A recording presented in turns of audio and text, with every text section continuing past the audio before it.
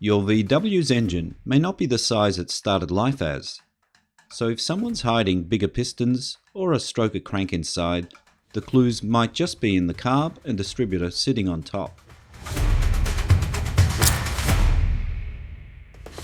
If you've seen our video on engine codes, you already know how to check the engine case for its original size.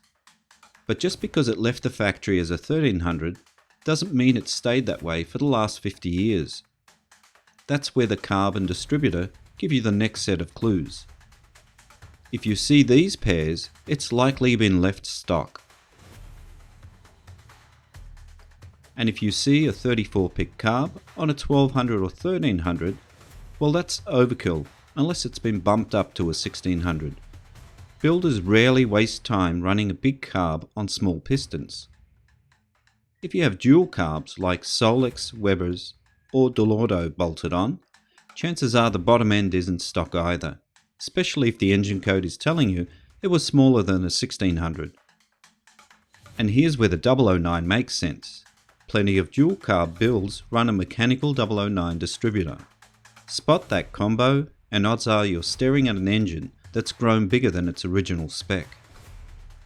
So here's the quick check. Start with the engine code to see what it was, then look at the carb and distributor to guess what it might have become. Together these two steps may shed light on what your engine has grown into, but remember, this is only a possibility. You may never know for sure until you remove the heads and peek inside.